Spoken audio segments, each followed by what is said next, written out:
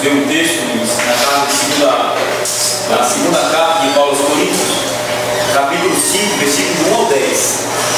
Nós iremos ler esse texto hoje. Domingo passado nós lemos o texto de Hebreus, capítulo 11, do 9 ao 16, né? E o texto no início já estava falando de Abraão, né?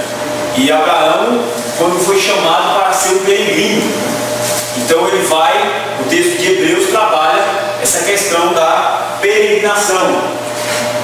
E hoje Paulo, aqui na segunda carta aos Coríntios, capítulo 5, irmão Jaabo, por favor, ele trabalha um texto muito interessante para alguns intérpretes, para alguns comentaristas. 2 Coríntios, as projetas. Agora, pega as projetas para fazer, por favor. Todos já estão com as folhas aí, preenchidas com seus princípios. Hoje é o segundo dia, se Deus nos der graça, concluiremos o assunto da festa dos tabernáculos, né? Trabalhamos no domingo passado alguns princípios espirituais, interpretação, falamos do contexto desta festa, vamos fazer uma revisãozinha muito rápida aqui, porque hoje eu quero aprender unicamente nos princípios espirituais.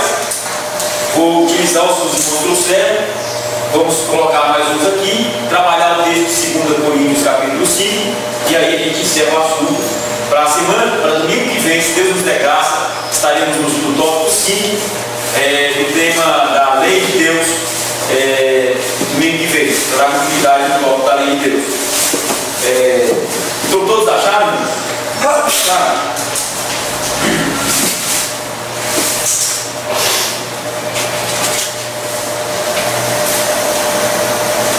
Todos encontraram o texto? 2 Coríntios, capítulo 5. Nós temos aqui também no telão, né? Marcos colocou aqui para nós. Eu vou ler aí com os irmãos. Aproveitar aí a tecnologia. Vamos ler todos juntos então, irmãos? Aqui. Vamos ler todos juntos aqui? Vamos lá. Porque sabemos que da nossa casa terrestre deixemos. Calma. Isaías, ele teve uma revelação, capítulo 6 de Isaías, e ele viu os serafins cantando, louvando a Deus.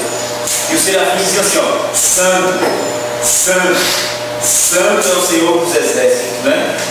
E toda a terra está cheia da sua glória. Mas eu creio que ele ouviu os anjos cantando unisonamente, né? Todos juntos, né?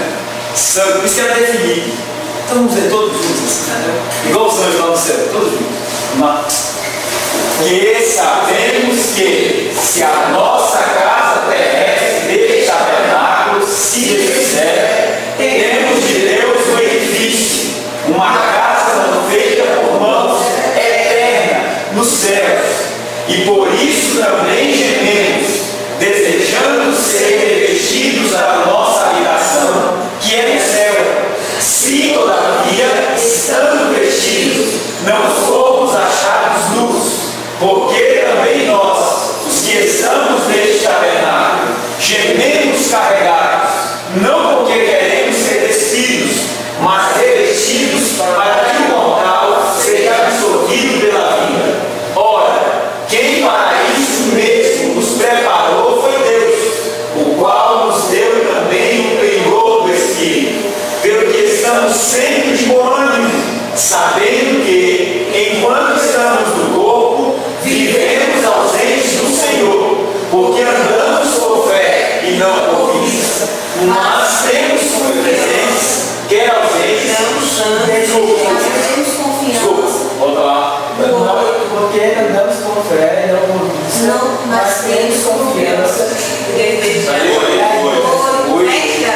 7 e 8. Sim, mas temos confiança e desejamos antes deixar este corpo para andar com o Senhor, pelo que muito desejamos também ser agradáveis, quer presentes, quer ausentes, porque todos devemos comparecer ante o tribunal de Cristo, para que cada um receba segundo o que tiver feito, por meio do corpo, ou bem ou mal.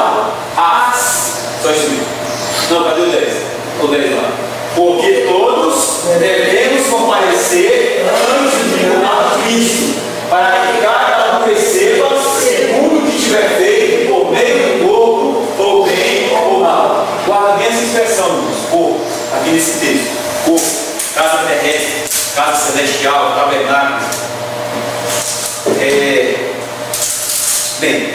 texto um pouquinho. Vamos voltar lá no slide do tabernáculo, festa dos tabernáculos, fazer uma rápida revisão.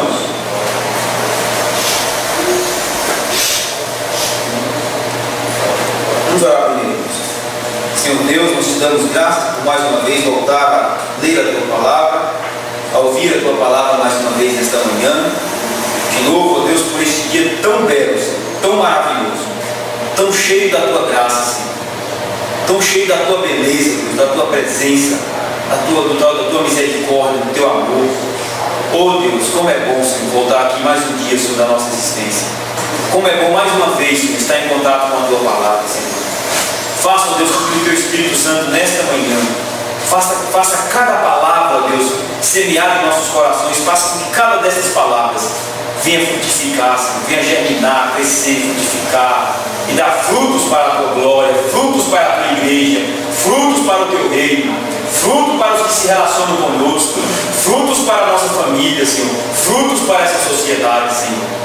Que o mundo também, ó Deus, a criação, a sociedade, possa ver, Deus, e também a beleza da Tua glória em nossas vidas, Senhor. Deus, dá graça a cada um dos nossos irmãos e irmãs que aqui o Senhor trouxe. Esse privilégio da graça, Senhor, de voltar a estar aqui juntamente com os nossos irmãos, unidos pela cruz de Cristo, pelo sangue de Jesus Cristo derramado na cruz do Calvário. Muito obrigado, Senhor, por estes dias de paz que temos aqui, e poder ler a Tua Palavra, cantar esses hinos a todo pulmão, a toda a força, e assim louvar e bendizer o Teu nome, rever cada irmão, cada irmã, cada criança, cada adolescente, cada jovem, cada senhor, cada senhora. Que bênção, Senhor, muito obrigado por tudo isso. Continua a abençoar os nossos irmãos de além mar, Senhor, que não podem se reunir como nós, lá na Síria, lá no Líbano, nos Emirados Árabes, no Egito, até em Israel, Senhor, onde a Tua igreja é perseguida também, e ainda é perseguida. Lá no Quênia, Senhor, onde o Boko Haram, Senhor, tem perseguido a Tua igreja. Lá no Senegal, Senhor, na Nigéria, lá em Moçambique, Senhor, onde a Tua igreja é acossada, é perseguida pelos grupos muçulmanos. Mas o Senhor tem salvado muitos ali, Senhor. O Senhor tem levantado uma igreja forte, com a beleza de Cristo, coberta pelo Teu sangue, cheia do Teu Espírito Santo e da Tua verdade. Abençoa os nossos irmãos ali, irmão Luciano, irmã Zuleide, pastor Divino, pastor Joel, o missionário Jessé Rios com a sua esposa, irmã Yolanda, lá na África do Sul, o pastor Zé Dilson, o missionário Zé Dilson com a sua esposa e seu filho, lá no Senegal, onde muitos adolescentes muçulmanos têm sido convertidos pelo Evangelho, lá no Osni, Senhor, onde ele está também em meio aos Emirados Árabes, Senhor. Dá graça a Osni, a sua família, aos seus filhos, para continuarem pregando a Tua palavra, Senhor. Ó Deus, fortalece a Tua igreja na Coreia do Norte, Senhor, ali dentro dos campos de concentração, Senhor.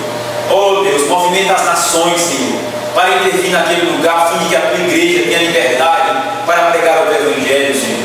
Nós sabemos, Senhor, que ali a maioria são crentes, Senhor. Não somos os que se levantam contra o regime ditatorial ali, Senhor, mas são os que pregam o Teu Evangelho que estão ali, Senhor, sofrendo por causa da Tua palavra. Mas consola os nossos irmãos neste momento, Senhor. Consola os nossos irmãos, Senhor, e dá-lhes coragem e graça, Senhor, para que eles continuem pregando a Tua palavra, Senhor. E se for concedida a eles a graça de morrer pelo Evangelho, Senhor, que morram, Senhor, mas morram, Senhor, glorificando o Teu nome e pregando a Tua palavra. É isso que nós, ó Deus bendito, oramos debaixo da cruz de Cristo. Abençoa os nossos irmãos também ali com o Senhor Tabosa, que se reúne também neste dia para louvar e bendizer o Teu nome e receber a Tua palavra com tanta alegria no coração, Senhor. Ó Senhor, a Tua igreja está frutificando naquele lugar, está florescendo, está bela, Senhor, porque o Teu Evangelho tem trabalhado naquelas vidas, Senhor. E nós assim pedimos a Tua bênção e a Tua graça sobre o nosso irmão Ricardo, que tem dirigido aquela congregação ali. Abençoa-os, ó Deus, em nome do Pai, do Filho e do Espírito Santo. E continua a abençoar esta igreja aqui também. Em nome de Jesus Cristo, amém. E a bênção. Amém. Irmãos, continue orando por Osnível. Ele mandou uma carta já há 2 semanas. E ele pede bastante oração, porque a situação está cada vez mais sendo dificultada para a pregação do Evangelho nos países muçulmanos. Mas Deus tem salvado muitos eleitos lá ainda. Agora, por favor, vamos só recapitular. Então, essa foto aqui, só para a gente recapitular, são judeus modernos, né? Os irmãos estão conseguindo ver? Judeus a imagem do tabuinho, né? São judeus modernos, na atualidade, destelhando ali um pedaço da casa, se nós observar bem um pouco de telha afastada, né? E eles estão aí colocando ramos, né? Ramos para fazer a cabana. E aí, como nós estudamos, o nome da festa é o que mesmo, irmãos? Festa do quê? Isso, festa das cabanas, né? Festa das cabanas, festa dos tabernáculos,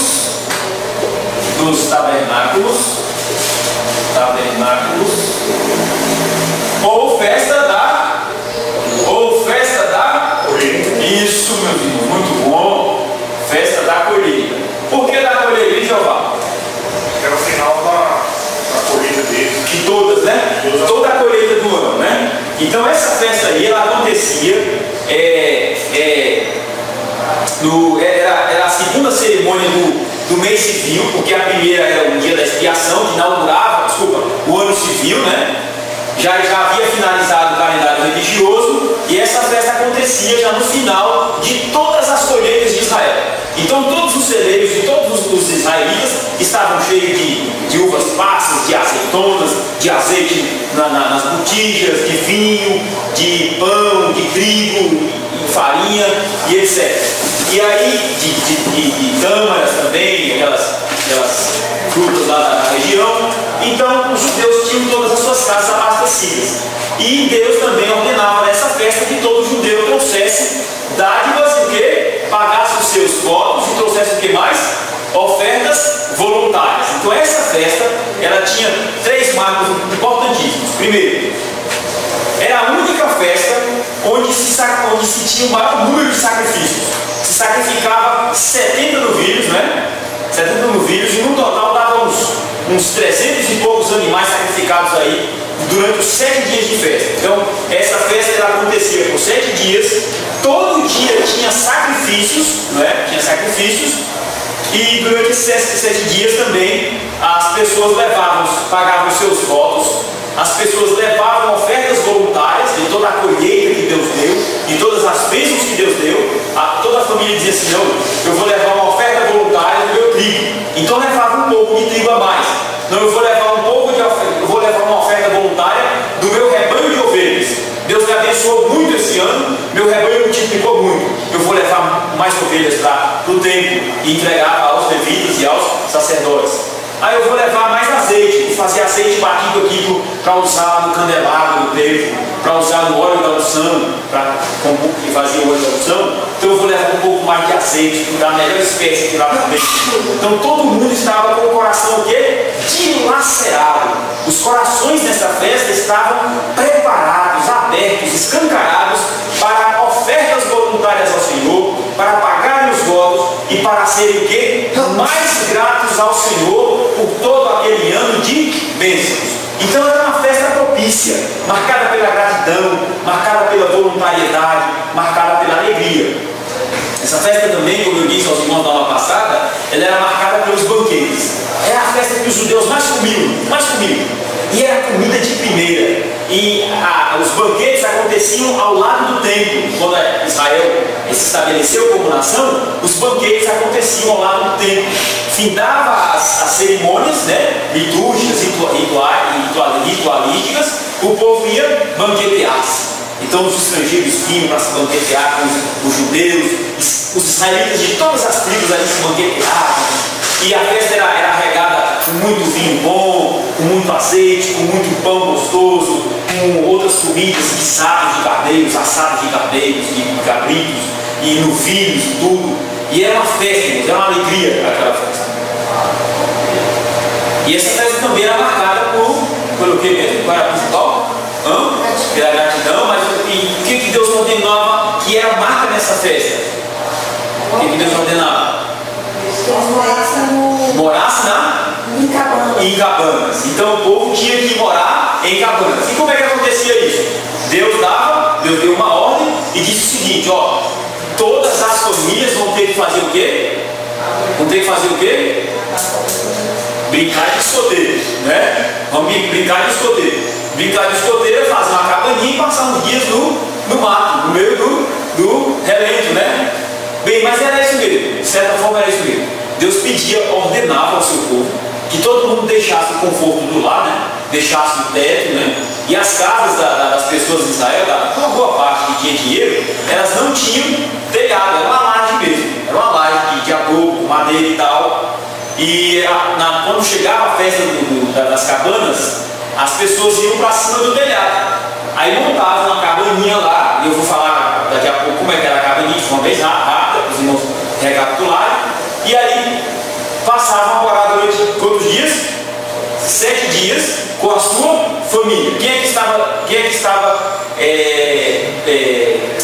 isento de não participar? Só os doentes, tinha os doentes, né? E as criancinhas que haviam acabado de nascer. Então essas criancinhas recém-nascidas não podiam, né, ficar no redento ali. Por quê? Porque esse mês lá em Israel é um mês que já vai começando o quê? O outono, né? O frio já vai aumentando, né? A temperatura vai caindo bastante durante a noite, durante o dia também. Em algumas ocasiões também chovia, né, na época dessa festa. E o que é que marcava no cinema? O que era diferente nessa cabana que Deus mandava cada família fazer para morar debaixo? O que marcava lá? Tinha que ser uma cabana feita bem forte, de troncos bem forte, o telhadão bem fechado, né, para não entrar frio, para não entrar chuva, era assim? Como é que era o cinema? Era uma cabana bem feita de quê? De pano, né? De matos, de raminhos bem frágeis, né? E como é que era o teto dela assim? Era igual o teto desses carros que tem teto soldado, assim. Você tem acesso ao céu, né, direto, né? Então como é que era o teto dessa cabana que Deus ordenava fazer? Era assim, irmãos, ó. O teto desse, Deus mandava colocar, Deus mandou colocar no teto dessa cabana uns raminhos assim, ó, separadinhos. E quem estivesse lá do lado de dentro, que olhasse para o céu de noite e via as estrelas, não é? E quem estivesse lá de noite também passava frio, que o frio da noite entrava. E quando estivesse lá de dia para se alimentar com a sua família, tomava sol na muleira, não é? E quando vinha o vento quente do deserto também de dia, entrava ali, o vento frio do outono entrava lá também. Se chovesse também ia chover lá dentro? Ia chover lá dentro. E as paredes eram o quê? Também bastante frágeis. Quando dava um vento mais forte, você... Rapaz, será que se eu fizer essa cabana segura mesmo? Parece que essa cabana vai cair, né? Então aquilo criava o quê? Um clima de... O que é aquela cabana criava na gente? Um clima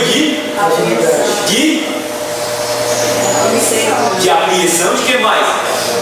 De que insegurança, de que mais não? De dependência, de que mais não é? É isso mesmo? De vulnerabilidade, de que mais, Maxwell? De fragilidade. E o que isso criava na mente do pai, da mãe, dos meninos, quando eles estavam ali dentro 7 dias habitando, fazendo suas orações, suas refeições, dormindo ali, se agasalhando para dormir naquele frio, olhavam para o céu de novo, pai, mas nossa casa não tem teto, não, pai? Não, meu filho, Deus mandou deixar só com esses raminhos aí e a gente olhar para ter acesso ao céu, né, meu filho? Para ter acesso ao céu e a nossa casa também o quê? Será acessada pelos céus, né? E todas as realidades da vida tinham acesso àquela cabana, né? E aquela família tinha o quê? Acesso direto às estrelas, aos céus. É bonito isso, né, irmão? É interessante isso, não é verdade? Nós temos muitos princípios espirituais que Deus estava inculcando na cabeça do povo dele, quando Deus ordenava o povo dele deixar a casinha lá, bem feitinha, com laje, né?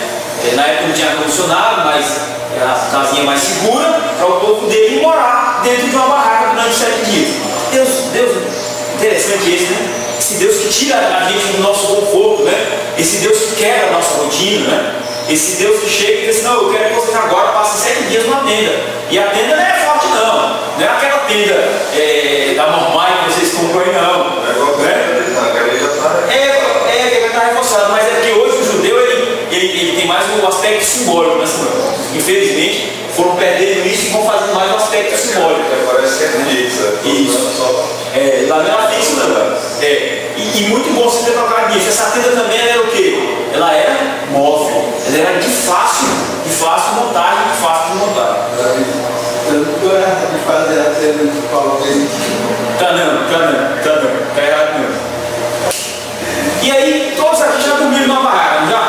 Já dormiram na barraca, né? Irmãos, se eu fosse fazer essa festa aí, pra mim era diversão. Porque eu gostava muito, e gosto muito de dormir no relento, meio ao ar livre, assim. Gosto muito mesmo, acho muito bom.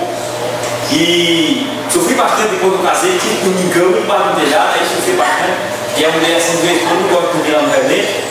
Eu estou tentando aos poucos ver se ela entra nessa festa das cabanas aí, né? Mas é devagar, e ela vai se acostumando. Bem, mas às vezes assim, você está numa cabana e aí cai uma chuva de noite forte, né? E aquele vento, aquela água dentro, e você não tem como sair, às vezes, né? E aquela luta, irmãos, aquela confusão, mas no outro dia você fica assim, né? Tem história para contar, né? Então, nossa, é interessante, é legal. E aqui você vai se adaptando, cara. Você vai vendo que a tua vida é como habitar em cabanas, né? A nossa vida é como habitar em cabanas. É cheio de incerteza. Às vezes você arruma uma cabana assim, nossa, aqui, irmão, pode vir achou que é. Aí tá, você arruma tudo, bota a cabeça para deitar ali, daqui a pouco começa uma chuva, não precisa ser muito forte não. Cai uma goteira bem na tua cabeça, lá.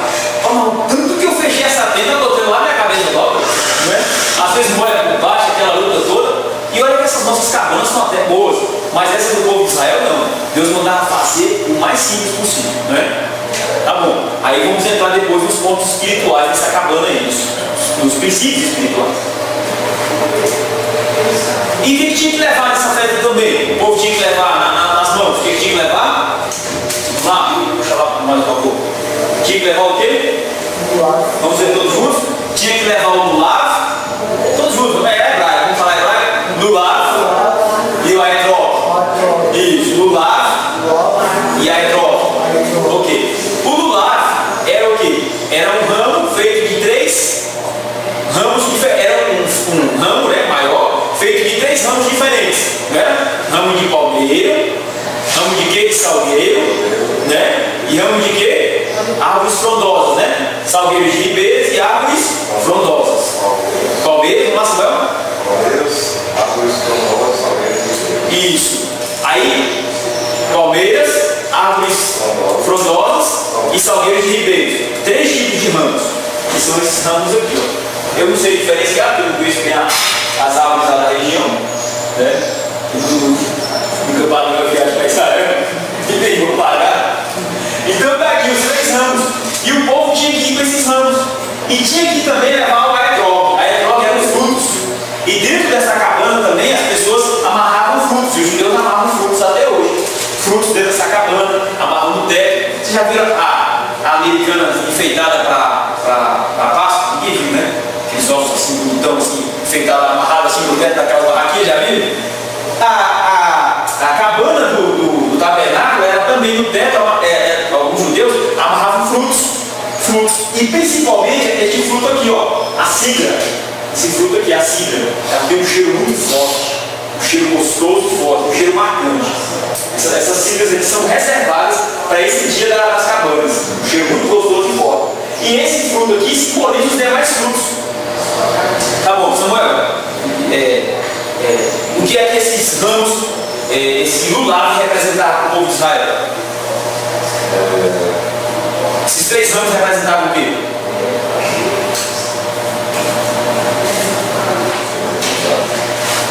Jeová, ajuda aí, Samuel. Esses ramos representavam o quê? O filho ajudava. Não? O filho ajudava, né? Lucineiro, então ajuda-nos aí. Não lembra não? Eu expliquei a aula passada. Oi, Marcelo. Esses ramos a condição de Israel. Sim. De planícies, algumas passavam. Sim. Os ribeiros, que eram os lugares mais legais que eles passavam. Onde Deus deu o seu povo a beber. Acho que salgueiros, que era de deserto, montanhas e bosques. Então era os estados para os Israel passavam que eles tinham que é muito bom. Então, viu isso, mano? Lembrou? Lembrou, Jeová?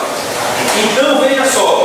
Esses 3 ramos que Deus mandava o povo levar na sua mão eram os lugares por onde o povo de Deus havia passado. Ó, aqui vou desenhar aqui uns bosques, aqui arvorezinhos, uns bosques aqui as planícies, palmeiras, aqui lugares de rios, né? Lugares de rios. Então o povo, quando pegava um salgueiro de ribeira vem de palavra, de ribeiro, que é rio. Então o povo tirava um salgueiro de ribeira e para fazer o lulave, né, aquele ramo maior, ele lembrava: Deus nos conduziu por lugares onde havia ribeiros e matou a sede, a nossa sede, a sede dos nossos filhos e a sede do nosso gado. Deus se lembrou de nos dar água. Deus se lembrou de nos dessedentar em meio ao deserto. Então o povo, no dia dessa festa, arrancava um ramo de palmeira, arrancava um ramo de palmeira, o pai da família. E os filhos ali do lado também arrancando com ele, a esposa. Pai, mas por que você está arrancando um ramo de palmeira, pai? Porque Deus nos conduziu pelas planícies. Deus nos conduziu pelas planícies. Deus nos conduziu por lugares planos. Deus nos conduziu por todos os lugares. Aí ele pegava uma folha de uma árvore frondosa, né? Uma árvore grande, que só tem árvores frondosas em bosques. E ele dizia: meu filho, Deus nos conduziu por encostas, por montanhas, por bosques. Deus nos conduziu por bosques. E em bosques a gente encontra o quê, meus filhos? Encontra frutos. E Deus preocupou-se e lembrou-se de matar a nossa fome com frutos. Então ele pegava os frutos, representados pela cinta, que é o aicroque, e esses 3 ramos. E esses 3 ramos estavam dizendo: Deus nos conduziu por todos os caminhos. E aí a Bíblia está ensinando para o povo de Deus que quem anda com Deus, quem anda guiado por Deus, Deus não vai poupar ninguém de nenhum dos caminhos desta vida. De nenhum dos caminhos desta vida. Nós vamos passar por planícies. É bom andar em planícies, não é? Andar em planícies é bom, não tem canseiro. Mas pegar uma subida, uma ladeira do sol quente, hein? Diga aí, quem já subiu uma ladeira do sol quente? É o quê? Bruto, não é? Mas Deus também conduziu o seu povo por montanhas. Deus também conduziu o seu povo por locais onde havia rios. Então Deus, irmãos, quando conduz a sua igreja, conduz os seus filhos em paz por todos os locais. Deus não vai nos poupar de vales, Deus não vai nos poupar de planícies, Deus não vai nos poupar de montanhas, porque o que Deus quer é nos conduzir para a Nova Jerusalém, para a cidade eterna que nos aguarda. Então aqui com Deus, irmãos, não adianta nós queremos só andar em planícies. Deus vai nos fazer andar em todos os lugares deste mundo e em todos os lugares espirituais, porque isso aqui é uma leitura espiritual. Deus fez o povo andar em lugares físicos, mas para a leitura espiritual, Deus vai nos fazer andar em vales, Deus vai nos fazer andar em planícies. Planícies são lugares bons. A vida está boa, irmão. Que bem, irmão. Carro do ano, comida, dinheiro, saúde, as coisas estão bem, a igreja está crescendo. São planícies, não? Aí outro dia, e aí, irmão, como é que está lá, irmão? Deus está levando a gente para caminhar no vale agora, irmão. Agora veio desemprego, faltou isso. Morreu fulano de tal lá na igreja, não está uma tristeza. Nós estamos nos vales, irmão. Estamos caminhando nos vales. E Deus não vai poupar a nossa caminhada espiritual e peregrina de vales. Deus vai nos dar vales aos nossos pés, como também tem nos dado planícies. Deus vai nos dar momentos difíceis de subida, esses lugares mesmo de íngremes, difíceis na caminhada, mas Deus vai nos levar, porque todos esses caminhos, o bom pastor vai estar conosco, e em todos esses caminhos a nossa fé vai ser o quê? Provada, experimentada, consolada, fortificada e sempre o quê? Firmada em Jesus Cristo, que é o autor e consumador da nossa fé. Certo? Tá bom. Então, para terminar essa revisão, está aqui uma tenda da noite, né? Uma tenda mais moderna à noite. Tá bom de noite lá que não está conseguindo nem ver direito. Mas eles estão aí dormindo, viu? Estou preparando para dormir à noite. O teto está coberto de folha. É uma festa das cabanas mais moderna, né? Bem. E aí, pode passar. E aí eu tenho alguns princípios espirituais, nós vamos terminar esses princípios espirituais para entrar aqui no texto, né? Então vamos lá. Os princípios espirituais da festa dos tabernáculos. Primeiro, Jesus Cristo é o tabernáculo de Deus. Irmãos, primeiro princípio, o mais importante desta festa, é que essa festa sentido algum, não teria importância nenhuma se ela não revelasse Cristo. Se ela não revelasse Cristo, irmão, ela não teria sentido algum. Ela revela o próprio Cristo. Vou mostrar para os irmãos agora. Até aí, Jeová, João capítulo 1, versículo 14.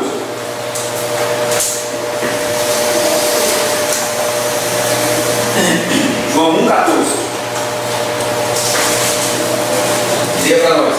Samuel, aí eu quero puxar para nós também lá no texto. Tá por aí.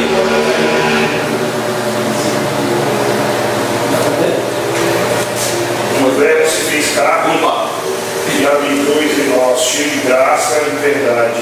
Sim. Vimos a sua glória como o unigênito do Pai. Então, ó, vamos repetir todos juntos. E o Verbo se fez carne e habitou entre nós. E vimos a sua glória cheia de quê? Vamos lá? De graça e verdade. Vamos lá todos juntos então. E o Verbo se fez carne e habitou entre nós. E vimos a cheio de graça e de verdade, né? E vimos a sua glória, como a glória do unigênito do Pai. Bem. Aí tem o verbo habitar aí na Bíblia de vocês? Tem o verbo aí? Quem é esse verbo? Quem é o verbo de Deus? Quem é o verbo de Deus? O Logos de Deus é Cristo. Essa palavra Logos também traduz a palavra glória de Deus no Antigo Testamento. Então Cristo é a própria glória de Deus. E aí, quando João escreveu esse texto e vimos a sua glória, volta lá no outro.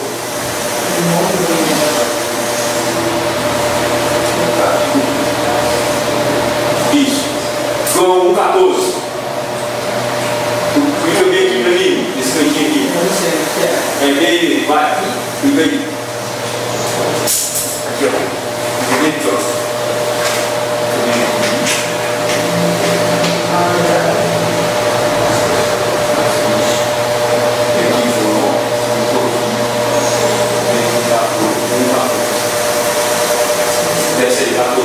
Aqui, irmãos, ó. Guarda esse texto aqui. E o Verbo se fez carne. Quem? Cristo. A própria glória de Deus se transformou em ser humano. No ventre de Maria, por obra do Espírito Santo. Houve essa concepção divinal, misteriosa, miraculosa, divinal. O Espírito Santo, né, fez com que Maria concebesse esse fruto no ventre dela. E Maria ficou grávida. Então, Cristo se fez carne. A glória de Deus se fez carne. Se fez um ser humano completo, com carne, osso e sangue. Carne, osso e sangue. Ali está o Deus encarnado vindo ao mundo. Aí o verbo diz ali, e esse verbo que se fez carne em Cristo, ele fez o quê? Habitou entre nós. Habitou entre nós. Essa palavra habitou entre nós. Essa palavra habitou no grego. Essa palavra habitou no grego. Abre aqui a versão em espanhol aqui.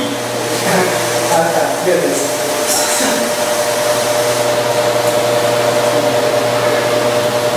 Tem aqui a versão em espanhol assim. Essa aqui é a versão em espanhol. Tá vendo aqui, ó? Se fez carne, né?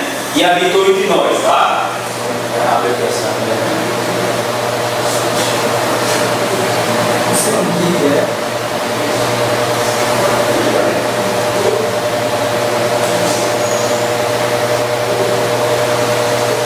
Aqui, tá vendo?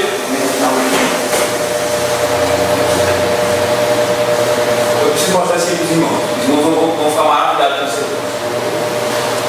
Ó, aquela palavra ali, ó, habitou, que traduziu para nós aí na Bíblia dos irmãos, nas nossas Bíblias. Habitou, veio essa palavra aí, ó, esquenou no grego, veio da palavra. Veio da palavra, irmão, esquenou, veio do grego, to take, ou em inglês, habitar ou acampar. E vem uma palavra no grego que significa, irmãos, tenda, tabernáculo, cabana. Então, quando foram traduzidos a nós, encontraram lá no texto grego lá, essa palavra aqui, ó, aquela palavra ali, ó, esquenou, ó, esquenou, sim, esquenou, que é um verbo. Só que essa palavra aqui, ó, esquene, no grego, é tenda, é cabana, é tabernáculo.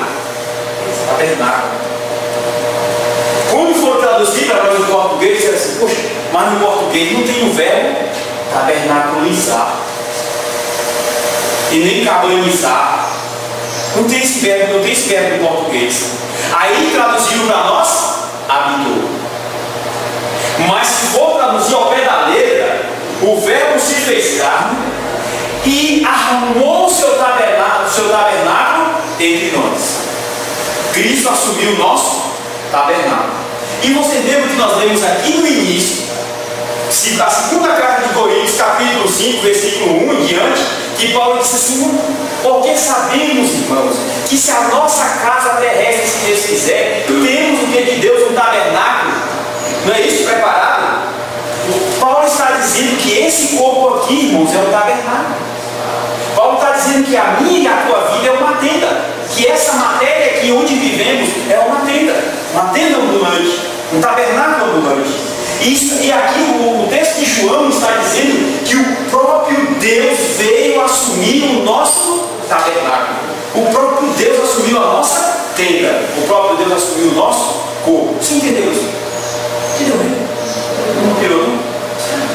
Mostrei essa palavrinha grega aí, mostrei? Não confundiu os irmãos, não, né? Então, essa palavra grega aí, irmãos, que o apóstolo João, inspirado pelo Espírito Santo, o Espírito Santo fez questão, irmãos, de fazer com que o apóstolo João escrevesse. Escreve aí o verbo esquenou. O Cristo esquenou entre nós, ele habitou entre nós, ele habitou entre nós, assumindo o nosso tabernáculo. Vocês viram Cristo aí? Então o próprio Cristo foi quem em si mesmo cumpriu a tenda do tabernáculo, cumpriu a festa do tabernáculo. Ele assumiu a nossa tenda, ele assumiu a festa do tabernáculo na sua integridade, na sua inteireza. Por quê? Porque esse Cristo ele vai nascer o quê? Pobre.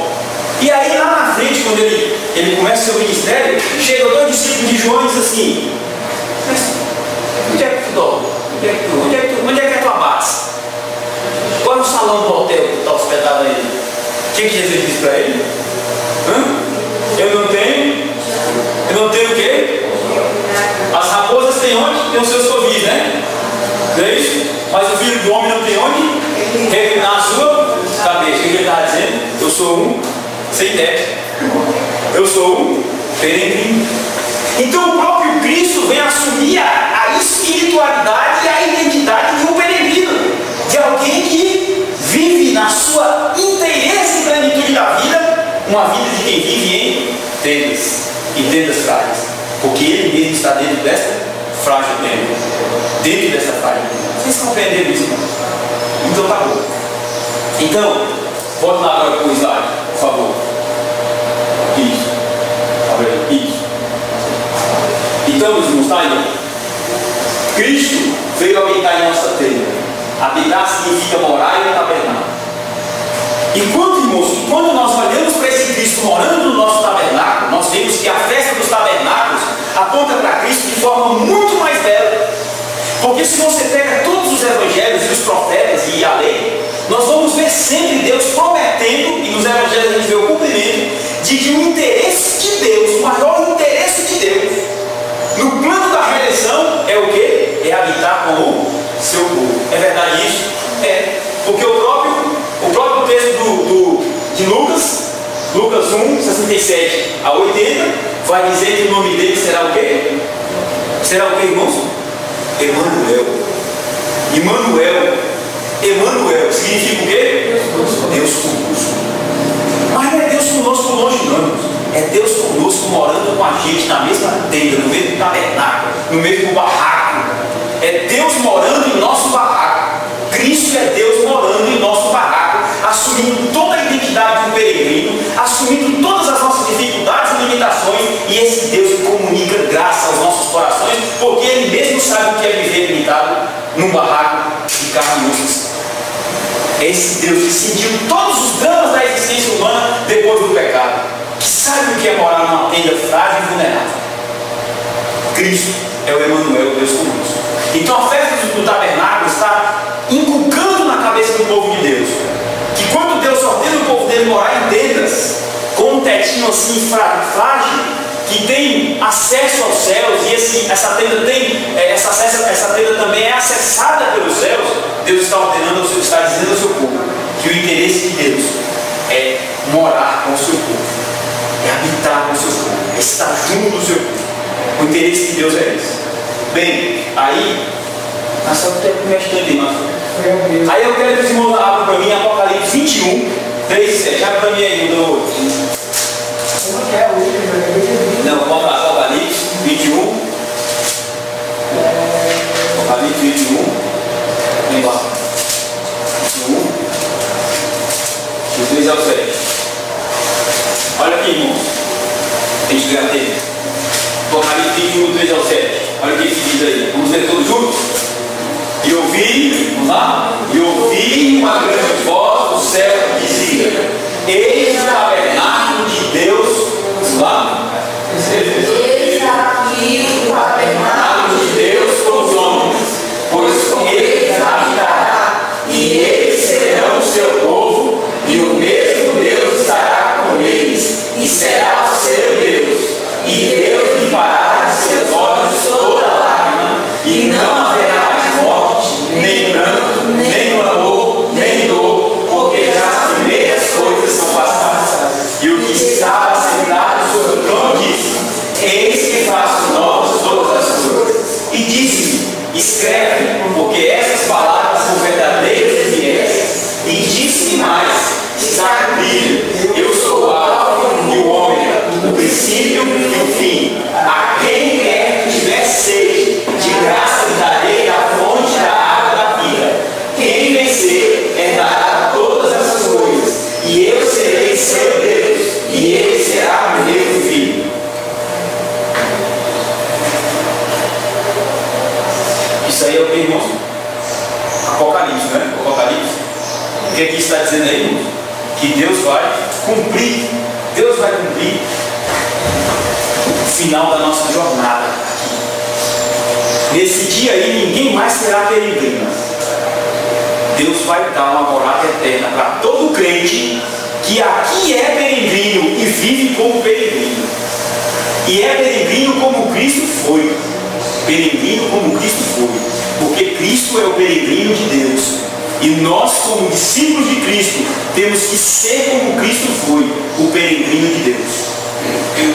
Então essa festa do tabernáculo, ela aponta para a pessoa de Cristo, como aquele que armou, que viveu no tabernáculo como nós, o corpo humano aqui, que assumiu toda a identidade dessa festa de um peregrino, de vulnerabilidade, de fragilidade, de limitações.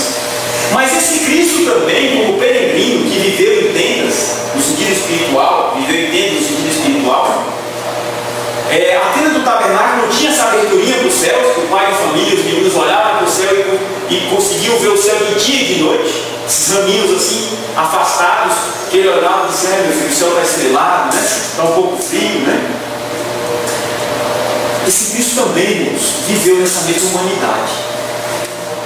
E o princípio espiritual que nós extraímos disso aí, dessa realidade de Cristo como peregrino de Deus, é que Cristo viveu como peregrino, e como peregrino verdadeiro, a vida dele tinha acesso direto aos céus. Tinha acesso direto ao céu. Você está dentro da cabana e olha para o céu, você já vê aquele céu estrelado, ou vê aquele céu ensolarado, e o que vem do céu também atinge o teu lar, não é? Porque durante 7 dias o teu lar seria uma cabana. Então, se chovesse, a água não ia cair lá dentro. Se viesse frio, o frio não ia entrar lá dentro do seu lar, não é? Se viesse o sol também, não ia queimar o seu lar. E de noite você tinha aquela visão belíssima das estrelas dos céus, né? Aquela contemplatividade da criação, para você adorar a Deus, ser grato a Deus. E Cristo também foi assim. Cristo também foi assim. A vida dele tinha acesso direto aos céus. E os céus tinham acesso direto à alma dele. Não é verdade? Como é que a gente prova isso? Ele estava constantemente, uma vida de oração, uma vida de comunhão com Deus. Tudo quanto ele falava era fundamentado na palavra. Ele tirava horas e horas no deserto para orar, para estar com Deus a sós, não é? E esse Cristo, tudo quanto ele fazia ou realizava ou pensava, estava fundamentado no que Deus ordenava para ele.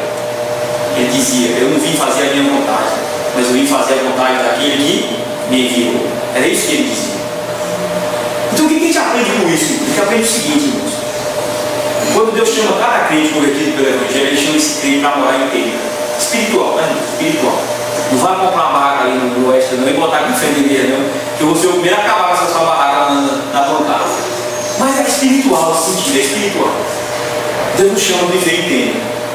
Mas essa tenda, irmãos, ela tem que ter o quê? Abertura no teto para ter o quê? Acesso aos céus, como Cristo tinha. As nossas famílias, irmãos, devem morar também debaixo dessas tendas. A gente às vezes fica querendo proteger todo mundo. Essa superproteção, sabe, diária. Eu faço isso, conseguir aquilo, proteger assim, esconder aquilo. Porque senão pega isso, pega aquilo, senão vai, vai morrer, não pode. E aquela proteção toda, parece que ele está cuidando de porcelana, sabe? Cuidando de porcelana. E o que Deus está nos chamando, irmãos, para a realidade, na verdade, quando nos traz essa realidade de Cristo, tabernaculizando entre nós, esse peregrino de Deus, esses judeus que viviam nas suas cabanas ali durante 7 dias, Deus está nos chamando para nós confiarmos nele. Mas confiarmos de que forma? Que a nossa casa não tenha teto de laje. Que a nossa casa espiritual, que o nosso lar espiritual tenha acesso direto ao céu. E nós temos que colocar dentro do coração, irmãos, essa verdade, de que quem mora nessa tenda aqui, o teto não tem muita fechadura, que esse teto é entreaberto, não tem que colocar na cabeça que tudo que acontecer lá fora vai atingir minha casa aqui dentro. Vai atingir minha casa aqui dentro. Que a nossa proteção, irmãos, não está nos nossos recursos. Porque se estivesse nos nossos recursos, Deus tinha mandado, vocês vão fazer de tijolo essa cabana. Vocês vão fazer de pedra essa cabana aí. E o telhado vocês vão fechar de laje, bem feita. Não. Deus mandou fazer com os recursos mais simples. Ramos, galhos, pedaços de pano, de farrapo, o teto entreaberto. Sabe o que Deus mandava fazer assim? Deus estava querendo dizer para o seu povo, olha, por mais que vocês tenham recursos ou tecnologias, vocês não vão conseguir se proteger das realidades da vida. E vocês, uma vez vocês tendo essa visão, vocês vão ver que quem vai guardar vocês e quem vai proteger vocês sou eu. O abrigo seguro, o refúgio forte, o baluarte, o castelo seguro sou eu. O castelo seguro da vida de vocês sou eu. Não são os vossos recursos, não são as vossas casas, não são os vossos dinheiros, não são os vossos planos de saúde, não são os vossos carros, não são os vossos estudos. O abrigo seguro da alma de vocês sou eu, dos filhos de vocês sou eu, das esposas, dos maridos de vocês sou eu. Deus estava querendo colocar na cabeça do povo dele durante 7 dias que Deus não vai nos poupar, irmão, das realidades da vida. Porque quando era de dia que o sol lá em Israel estava quente, o sol quente queimava a poeira de quem estava dentro da cabana. Então Deus está dizendo, o sol da realidade da vida vai queimar vocês, irmãos. Vocês vão sentir o que é calor. Se vier o frio da noite, vocês também vão sentir frio. Vocês vão aprender a lidar com essas dificuldades. Eu me lembro, eu trabalhei na festa dos estados. Sim. A gente dorme no quarto da gente, bem tranquilo, cama, tudo arrumado, tudo deito e tal. E eu volto atrás. E não dormo. Não tem sossego. E a gente trabalhava na festa dos estados, tinha uns minutos que a gente deixava para o outro trabalhando, né? Ele dizia, não, agora é meu, não vai para turma. E o outro vai. Você deitava no relento. E se ele não acordasse, a gente não levantasse. Eu dormi. É muito interessante você vê que o cristianismo é totalmente realístico, né? Você olha para a Buda e você vê uma imagem totalmente alienada das coisas. Alienada. Totalmente sem dor, feliz, com um sorriso no rosto, toda hora, todo tempo. E você olha para Cristo, para o Filho de Deus, e você vê ele na cruz, morrendo, exposto, dores e coisa parecida. E o cristianismo, ele é um tabernáculo, né? Ele é realístico e é interessante porque a gente tenta fugir da dor. Sim. Assim como os budistas parecem que têm feito ultimamente. Sim. Uma ideia alienada do mundo da vida. O cristianismo, eles não. Ele vai para o contrário, ele vai assim, não tem dores. E vão andar por todos esses caminhos. coisas já passaram. Sim. Agora não haverá mais isso. Muito. Mas quando vocês estiverem aí nesse tabernáculo primeiro, passageiro, vocês vão ter isso. Vamos experimentar isso aí. Vamos experimentar a lágrima, porque ele vai julgar dos olhos da lágrima. A nossa ideia de não dor é para uma ideia futura. Sim. É para uma ideia onde as coisas vão ser restauradas, não para agora. Muito bom. Bem, então, irmãos, agora vivendo nessa cabaninha, vulnerável, limitada, tem acesso ao céu, e o céu tem acesso a ela, a gente também vê a nossa limitação diante da criação. Vê o tanto que a gente é frágil, pequeno, né? Vê o tanto que essa vida é passageira. O que é uma cabana? Depois de 7 dias nessa cabana, o que acontecia com ela? Os ramos secavam, recolhia a cabana, acabou a festa. Acabou a festa. Cadê a cabana? Acabou a cabana. Isso está falando, irmãos, que essa nossa vida aqui é passageira, é frágil, é muito rápida, ela fenece como esses ramos verdes, ela fenece, ela vai embora. Agora veja,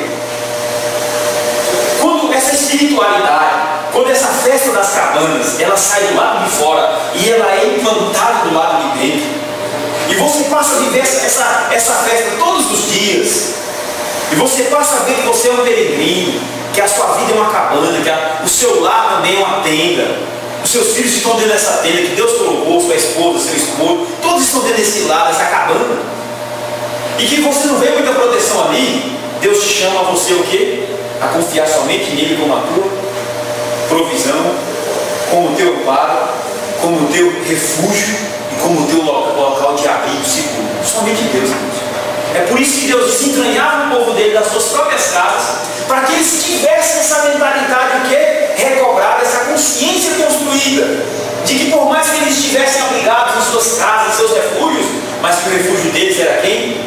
Era o Senhor, era Deus. E de que essa vida, irmãos, ela é marcada pela realidade do viver.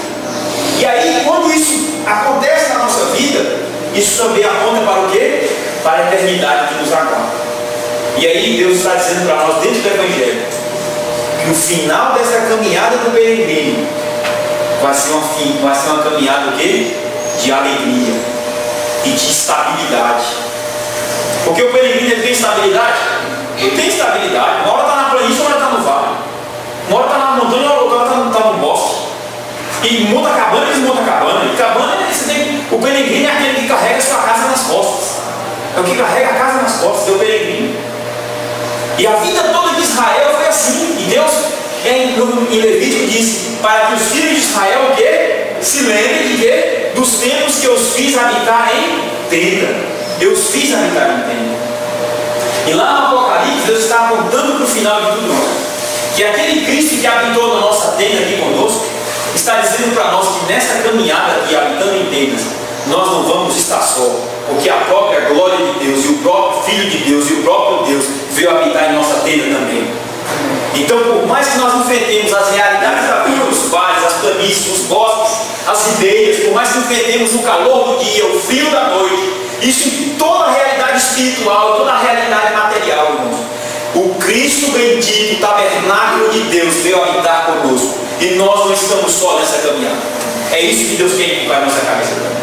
Nós vamos ter momentos de dores e de vales, nós vamos ter momentos difíceis na vida, mas o Cristo também passou por momentos de dores difíceis, e por isso nós também, com Cristo e em Cristo, o tabernáculo eterno, nós podemos vencer essa vida. Nós podemos vencer até a própria morte, porque o tabernáculo de Deus, Cristo também morreu por nós. Esse tabernáculo que é Cristo também morreu por nós no Calvário, e ele venceu a própria morte e botou nesta vida aqui não mais um ponto final para a morte, mas apenas uma vírgula, e diz que quem dá o ponto final na vida agora é a própria vida, não é mais a morte. E Paulo vai trabalhar isso em 2 Coríntios, no capítulo 5 que nós lemos. Mas para avançar, Deus está dizendo aí que vai limpar com os olhos toda a lágrima. E aí o João, quando escreveu esse texto, ele usou a palavra, expressão lágrimas, porque não tem expressão maior, não tem símbolo maior na humanidade para representar o sofrimento e a dor do que? Lágrimas. Não existe uma sociedade, uma comunidade que desconheça a lágrima.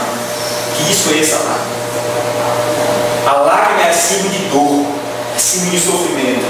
E Deus está dizendo que quando o nosso tabernáculo, Quando todos os nossos tabernáculos chegarem lá no céu naquele dia, Deus vai nos despojar desses tabernáculos. E Deus vai nos dar uma casa o quê? Eterna, não feita por mãos de homens, não feita por mãos humanas. E o escritor aos Hebreus vai dizer ainda que todos os irmãos, no capítulo 11 de Hebreus, os peregrinos da fé, que andaram por essa realidade espiritual, que Deus assim os fez andar, esses peregrinos espirituais, dizem que eles o quê? Almejavam o quê? Uma cidade o quê? Celestial, uma pátria celestial. Todos eles, Abraão, Isaac, Jacó, Davi, Salomão, todos os patriarcas, os profetas, todos eles, irmãos, passaram por essa vida. Salomão teve muitos palácios, muita beleza neste mundo. Abraão era um homem rico, Davi também foi rei, um homem cheio de posses, também tinha palácios belíssimos. Mas nenhum desses palácios, nenhuma dessas riquezas desses palácios conseguiram conquistar os corações deles, para eles se apegarem a essas sombras de prazeres deste mundo. Nada disso pôde segurar o coração deles ali. Eles estavam aqui aguardando uma pátria superior, uma casa eterna não feita por mãos de homens, uma pátria celestial.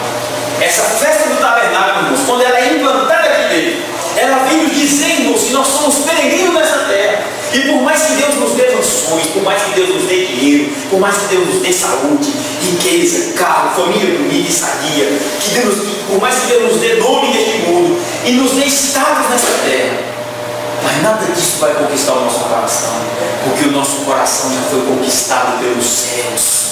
Porque o nosso coração já foi conquistado pela eternidade. E quem é conquistado pela eternidade jamais se deixa conquistar por nada deste mundo. E não se deixa amedrontar, nem se afugentar, nem se intimidar por nenhuma calamidade dessa existência. Porque ele sabe que tendo tudo, irmãos, ele vive como Paulo. Tendo tudo, eu vivo como não tendo nada. Posso todas as coisas naquele que me fortalece. Porque eu aprendi a ter fome, a ter abundância, a passar a escassez, a também saber ter. E quem vive nessa tenda espiritual sabe ter, irmão.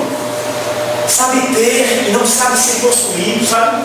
Tem pessoas nesse mundo que ganham bens, que ganham empregos, que ganham carros nesse mundo, que ganham dinheiro, mas tudo nesse mundo vai passar a ter essa pessoa. Não é essa pessoa que vai passar a ter o carro, mas é o carro que vai passar a ter essa pessoa. É o meu carro. Ixi, não posso prestar, que esse não vai bater. É o meu carro de madrugada, eu vou dar propaganda para dar uma funeradinha dele, não é? Ou então é o meu filho, ou então é minha filha que Deus me deu. Idolatra o filho, idolatra a filha, idolatra a casa, idolatra o dinheiro, idolatra o emprego. É o meu emprego, agora eu estou no MDU, ixi, agora é o emprego. E essas coisas passam a possuir essa pessoa.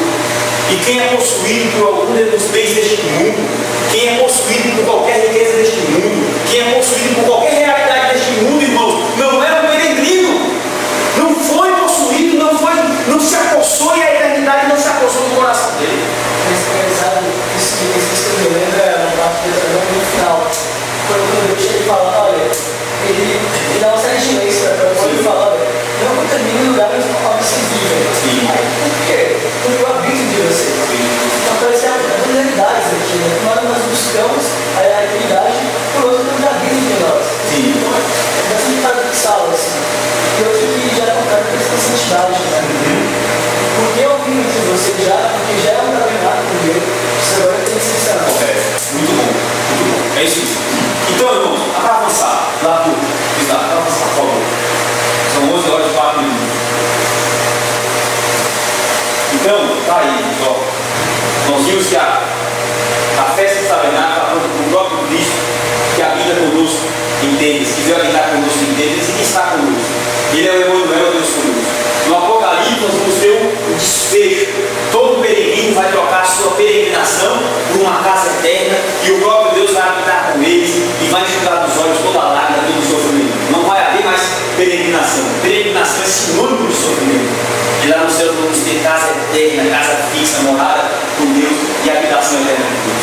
A festa dos tabernáculos aponta para a nossa vida presente e para o nosso fim, que é o texto de hoje, né?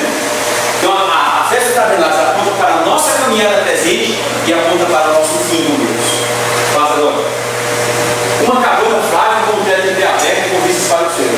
Isso significa que a nossa vida é muito frágil e passageira. Nosso lar deve devem ter sempre um acesso para o céu, e o céu deve sempre ter acesso ao nosso lar. Sua vida e sua família têm acesso ao céu, e o céu pode acessar o seu lar, né? Jesus viveu assim, sem teto, um peregrino. E o que isso nos ensina? Né? Jesus viveu assim, sem teto, um peregrino. E o que isso nos ensina? Sim, é tudo isso que nós temos aprendido aqui. Tudo isso aqui. Nós não podemos deixar os bens deste mundo, as coisas deste mundo, nos possuírem. Não podemos. Se algo nessa vida está nos possuindo, é porque a eternidade não possuiu ainda o nosso coração. Quem experimenta a eternidade, geme, aguardando o grande dia da glorificação dos filhos de Deus e a redenção completa da criação. É o que nós vamos trabalhar agora. Samuel, por favor. Viver sempre com aquela sensação de pode perder. Isso, muito bom. A vontade de Deus é qualquer momento perdi o carro. Ah, foi embora. Fiesta dele. Fiesta dele foi embora, foi. A gente que ele já falou? Tudo que eu tinha era de Deus. Na verdade, tudo que eu tinha era de Deus. Ele deu. Ele mesmo tomou, né? Na verdade, esse senso de desapego, viu? Essa caminhada do peregrino, da festa dos tabernáculos, é criar essa espiritualidade do desapego. A espiritualidade do OLX, né? Desapega. A espiritualidade do OLX. Irmão, não deixe nada desse mundo apegar-se no seu coração. A eternidade possui o seu coração e a sua vida. A eternidade possui o seu lar. Os céus têm acesso a ele. A eternidade possui o seu coração. Quem é possuído pela eternidade, nada neste mundo pode possuir. Nada neste mundo pode dominá-lo. Nada neste mundo, irmãos, pode nos amarrar aqui. Porque nós carregamos a nossa casa nas costas para naquele grande dia trocar pela habitação eterna, que é o próprio tabernáculo, o próprio Cristo é o tabernáculo de Deus entre os homens, como nós lemos em Apocalipse. E Deus habitará com eles. O tabernáculo de Deus estará com eles, que é o próprio quê? Cristo. Cristo é o próprio tabernáculo de Deus, que vai habitar com o seu povo lá na eternidade. Logo, logo, logo, logo. Aí, essa imagem já deixa tudo bem sério. não contar. Deixa tudo, jovem. Mas o coração dele não era possuído pela eternidade. O coração dele era possuído pelos bens deste mundo. O mundo o possuía, o mundo era que era dono dele. Mas aí vamos aqui para o texto de Coríntios, que eu quero terminar com esse texto de Paulo aos Coríntios. Vida de Jó. Muito bom. São 11 horas e 5 minutos. O tempo está passando um pouco mais lento. Não sei se provoca mais cansaço nos irmãos, ou se dá mais ânimo para continuar estudando. Né? Vamos lá então. Eu sei que não é fácil a corrida da semana da gente, um pouco cansado. Mas eu quero concluir com esse texto. Tem um pouquinho de paciência. E a peregrinação também cria em nós a paciência. Né? O peregrino ele aprende a ter paciência. Ele sabe que tudo é providencial. E quando é providencial, você depende de alguém, né? E quando você depende de alguém, é quando ele quiser. É quando ele quiser. Então é paciência. Paciência. Ó, quando Deus mandar, vai ter, viu? Ó, Deus vai mandar, vai ter. Paciência. Aí Paulo, aqui no capítulo 5, ele está trabalhando no raciocínio que ele já vem trabalhando nos outros versículos. Ele fala do invisível, ele fala do imortal e tal. E aqui no capítulo 5, o apóstolo Paulo, ele vai falar da nossa realidade aqui nesta terra. Vai falar da nossa realidade espiritual aqui nesta terra. E ele começa o texto dizendo o seguinte, ó: sabemos que se a nossa casa terrestre deste tabernáculo se desfizer, temos da parte de Deus um edifício, casa não feita por mãos, eterna nos céus. Então essa casa é eterna e ela está nos céus, né? Paulo está querendo dizer o seguinte, irmãos, ó, quando vivemos aqui nesta terra, e aí Paulo está, segundo alguns comentaristas, está combatendo o ensinamento errado dos gnósticos. Alguns gnósticos diziam que essa matéria aqui ela é ruim, ela é má, mas o espírito é bom. Então, se você quisesse viver uma vida de pecado, estava valendo. Por quê? Porque o que você fizer só atingia a espírito estava bom, estava preservado. E Paulo vai combater esse ensinamento durante as suas cartas. Diz o comentarista que Paulo utiliza 70% das suas cartas só para combater ensinamentos gnósticos, com essas visões de que a carne era má, o espírito era bom, e por isso que podia pecar à vontade, que a carne logo ia morrer, não ia acontecer nada com ela mesmo, e Paulo vai dizer que não. Aí Paulo dá um nome para a nossa estrutura material. Paulo vai dizer assim, ó, esse nosso corpo, ele é uma casa terrestre. E ele ainda chama de tabernáculo, que é aquela mesma palavrinha que os irmãos viram lá no dedo. Esquenou, que vem de esquema, que é barraca, tenda, né? E aí Paulo vai dizer assim, ó, sabemos que se a nossa casa terrestre deixa tabernáculo, se Deus quiser, temos da parte de Deus um edifício, casa não feita por mãos eternas nos céus. O que Paulo está querendo dizer com essa linguagem aqui? Essa linguagem quase poética, né? Ele está dizendo assim, se essa casa terrestre se desfizer, quando é que essa casa terrestre vai se desfazer, irmãos? Quando ela só vai se desfazer? Quando nós morrermos. Então Paulo está falando aqui da morte. Paulo está falando da morte. Mas também Paulo está falando de todo o sofrimento que nos leva à morte. Porque existe um sofrimento que o que precede a morte, não é? E quem vive entenda vai estar se desgastando, apenas se desgasta. Há um envelhecimento, um processo de envelhecimento, de desgaste. E Paulo está falando do nosso corpo, Aí ele diz assim, ó, mas se ela se desfizer, não acabou por aqui não. Paulo está dizendo, se essa casa terrena aqui se desfizer, não acabou. Aí é que continua. Aí é que nós começamos a viver. Paulo vai dizer, nós temos o quê? Temos da parte de Deus um edifício. E a palavra edifício aí é diferente da palavra templo. É algo fixo, é algo permanente, é algo duradouro, é algo que resiste. Paulo está dizendo, se nós viermos a morrer, esperança temos que Deus já tem preparado para nós um edifício. Não é uma cabana, é um edifício, é algo forte, é algo firme, é algo duradouro. E isso está nos céus, é promessa certa. O próprio Deus que assim fez. Aí ele diz assim, ó, versículo 2, acompanha aí. Por isso, neste tabernáculo. Que tabernáculo? Nesta carne aqui, ó, neste corpo aqui. Nesta vida. Fazemos o quê? Olha aí. Gememos. Fazendo o quê? Vamos ler todos juntos. Gememos, aspirando por sermos revestidos da nossa habitação celestial. Então lá, irmãos, ó. Olha aqui, ó. E por isso também gememos, desejando ser revestidos da nossa habitação que é do céu. Ele está dizendo, irmãos, que o crente, ele está nesse tabernáculo aqui de carne e osso, e ele geme. Por que ele geme? Por que alguém geme? O gemido está ligado ao sofrimento. Mas continua o texto e ele diz assim, ó. Porque se todavia, estando vestidos, não fomos achados nus. Porque também nós, os que estamos neste tabernáculo, gememos carregados. Não porque queremos ser despidos, mas revestidos para que o mortal seja absorvido pela vida. Aí o versículo 5 que ele diz, ora, quem para isso mesmo nos preparou foi Deus, o qual nos deu também o penhor do Espírito. Você sabe por que o crente geme vivendo neste corpo aqui? Não é porque ele vê em tudo sofrimento, não. Não é porque ele vê em tudo sofrimento, não. Não é porque também essa vida é só sofrimento, não. Essa vida tem planícies, essa vida tem bosques, essa vida tem beleza, essa vida tem graça, essa vida tem doçura. Então não tem. E a razão de nós trabalharmos, de corrermos atrás da vida, de corrermos atrás do sustento, não é experimentar um pouco da doçura que Deus ainda preservou neste mundo, não é verdade? E essa doçura e esses banquetes do mundo pertencem aos filhos de Deus também, não é verdade? E principalmente a esse, não é? Porque a Deus pertence todas as coisas, os filhos dele também herdam essas coisas, não é verdade? Então essa vida não é só sofrimento, não.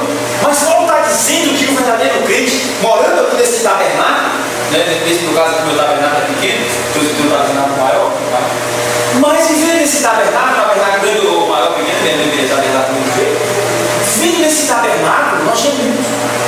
Mas esse gemido não é só um gemido de sofrimento, não. Esse gemido, ele é provocado porque nós temos o que, irmãos? O penhor do Espírito. E se você voltar lá em Romanos, quando Paulo fala que toda a criação geme, aguardando a expectativa da redenção dos filhos de Deus, e Paulo também vai dizer que nós, tendo a primícia do Espírito, nós também gememos. Paulo está dizendo que nós gememos, você sabe por quê? Você sabe por quê? Vou dizer agora. Existe um gemido dentro de todo crente verdadeiro, porque ele já conhece o sabor da eternidade. Ele já experimenta todo dia o que é a eternidade por Deus.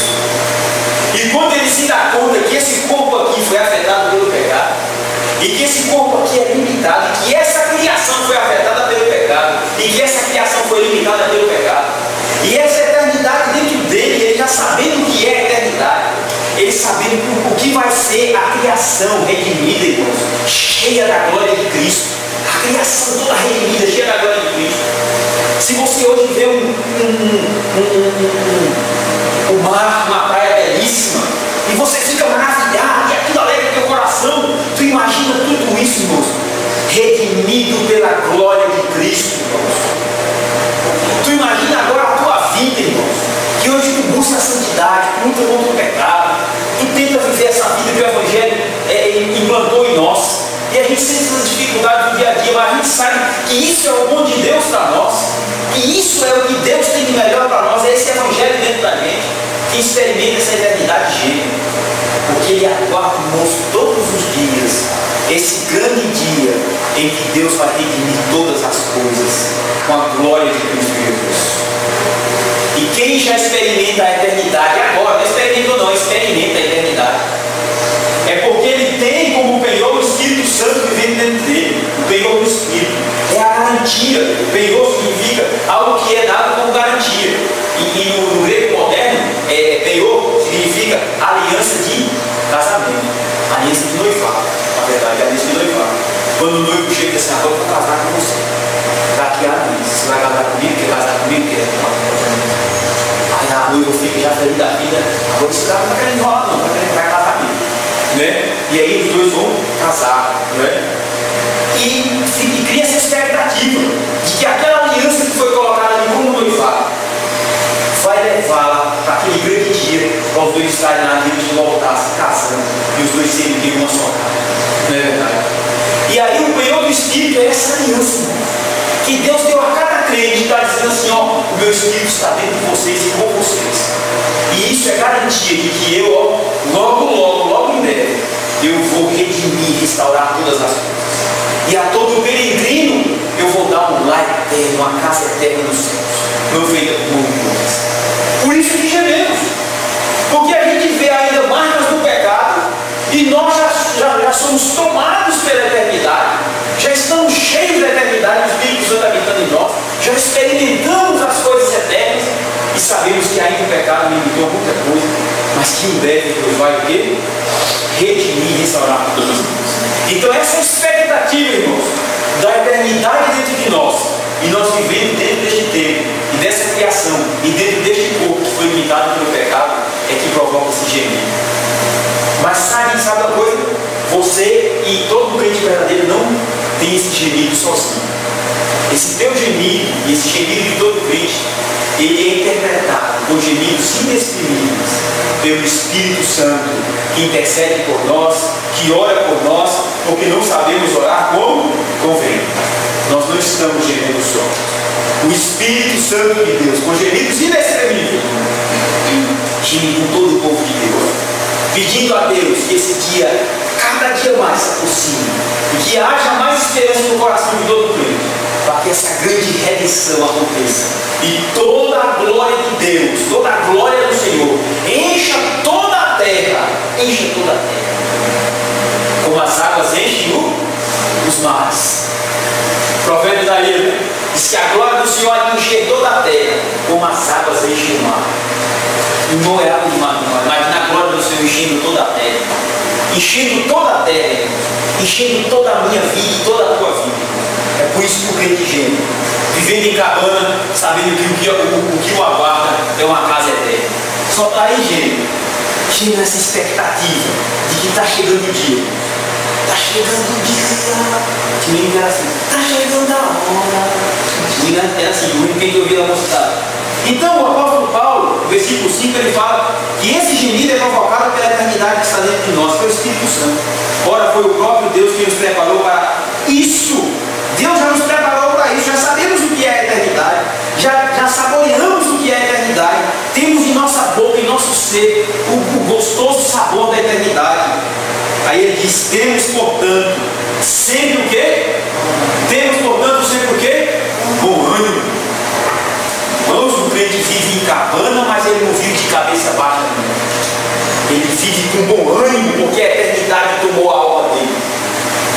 Tomou a alma dele. E aí Paulo diz assim: não, a gente geme, mas a gente não vive caindo pelos cantos aí não. A gente não vive correndo no combate não. A gente não vive de viver essa vidinha de coitadinho. É porque eu sou um coitadinho. É porque eu sou isso. Não. A gente vive com bom ânimo. E ânimo aí vem da palavra ânima, que vem da palavra alma. Paulo está dizendo: a gente vive cheio de alma. Cheio de alma.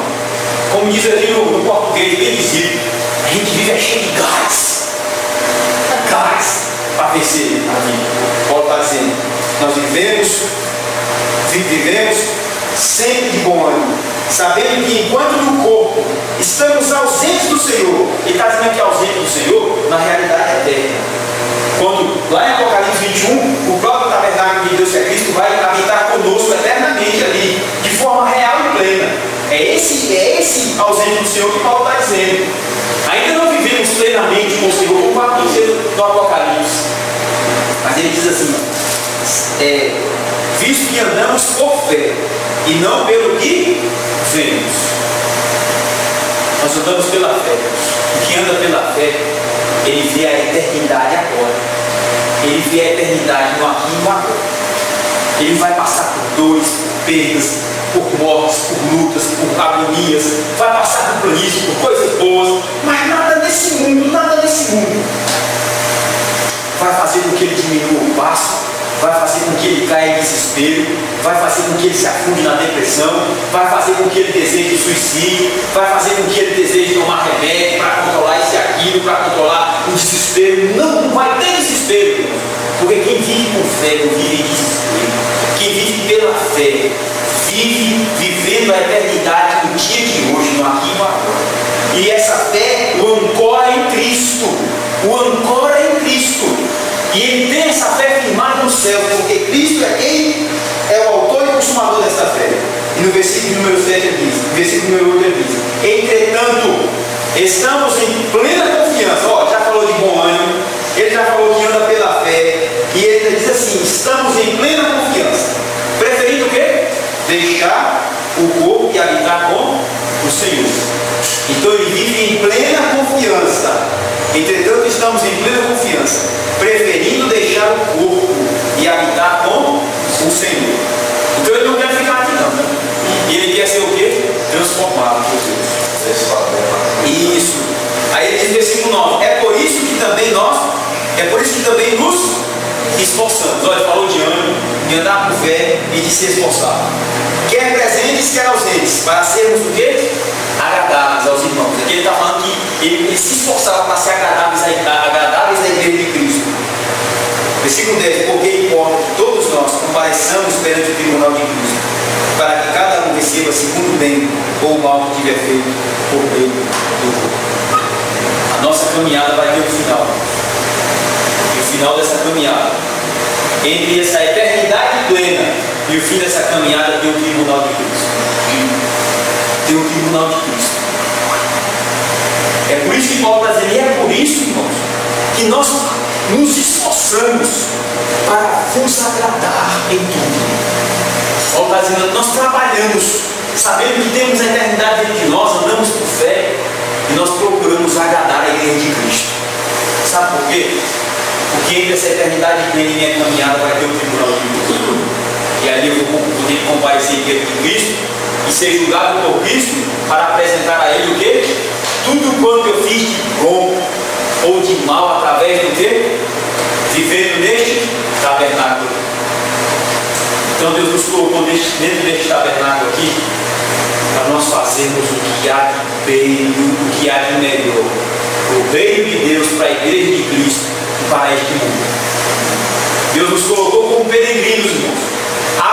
Peregrinos, mas habitados pela eternidade, habitados pelos céus, cheios do Espírito Santo, com o penhor do Espírito Santo, para andarmos animados, para andarmos confiantes e para andarmos por fé, de que logo, nós vamos trocar uma cabana pela eternidade e a habitação eterna com Deus. Deus vai nos habitar plenamente e nós vamos habitar os céus plenamente.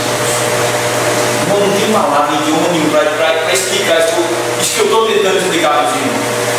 Eu estou tentando procurar palavras aqui para tentar botar na cabeça dos irmãos o que é que essa palavra de Deus está nos dizendo. Faça o melhor nessa terra, se você de fato é habitado pela eternidade. Mantenha a sua casa com a abertura para os céus. Não tem que botar a cobertura no seu teto, não. Tem que não. Deixe do jeitinho que Deus mandou. Deixe o seu teto entreaberto. O céu tem que ter acesso a ele. E você tem que ter acesso aos céus. Ainda mais sendo peregrino. Que tudo é frágil, tudo é passageiro. Todo minuto você precisa recorrer aos céus. Você precisa recorrer aos céus todo minuto nessa caminhada de peregrino. Então não pode estar ruim nesse céu, não. Não jogue lona, não põe laje. Deixa a sua casa, irmãos, ventilada pelos ventos que vêm dos céus, pela luz que vem do sol da justiça.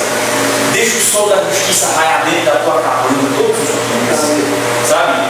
Mantenha uma vida de oração com a sua família, mantenha uma vida de confissão de pecados, uma vida de leitura bíblica. Ande com o Evangelho, ande com o Cristo que se fez no tabernáculo e habitou entre nós. Ande com esse Cristo, o peregrino de Deus. E que as nossas famílias possam andar com esse Cristo, o peregrino de Deus. Porque é esse mesmo Cristo, o tabernáculo eterno de Deus, que vai habitar eternamente, plenamente, com todo o povo de Deus na nossa. Vocês entenderam tudo isso? Ou não?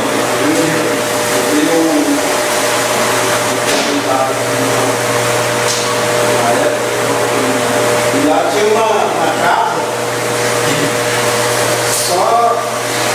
só se porque tinha sido deixada, não tinha tirado o telhado.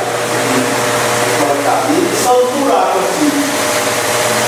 Aí não estava escrito lá. E era, não sei se era na miséria, não estava escrito lá. Eu não lembro mais.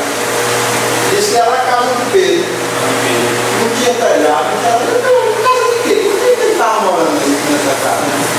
Eu fiquei pensando. Pois é.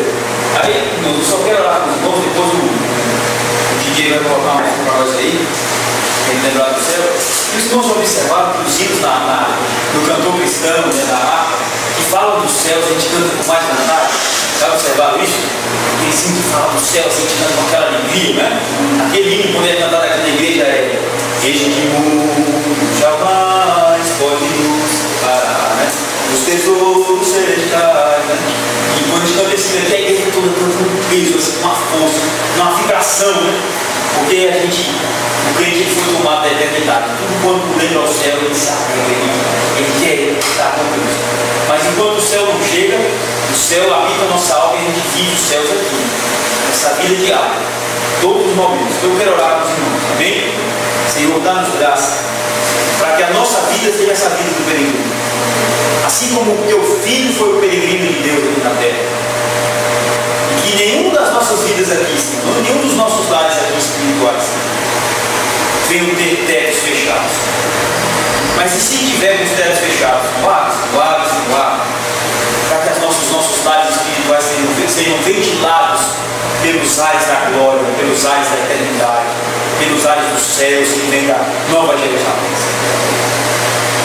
Que o Senhor nos dê essa graça, Senhor, de olhar para cima, Senhor, sempre ver os céus, Senhor, diante de nós e sobre as nossas cabeças. Que o Senhor crie em cada um dos nossos corações aqui, Senhor, essa consciência da eterna dependência dos céus, da eterna dependência de Deus, Senhor.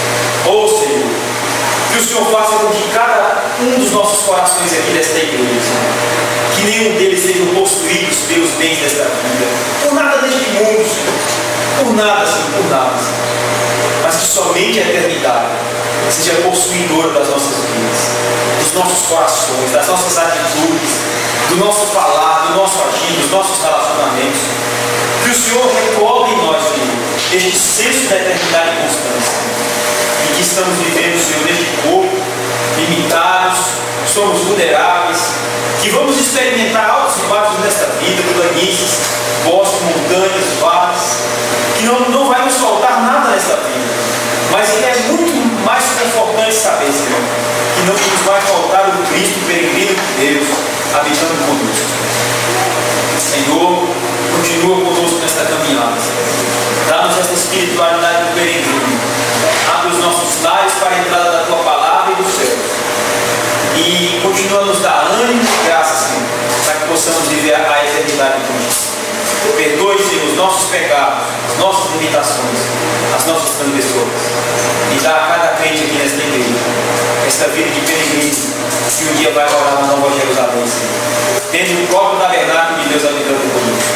É assim que oramos, Senhor, em nome de Cristo Jesus, debaixo da cruz de Cristo,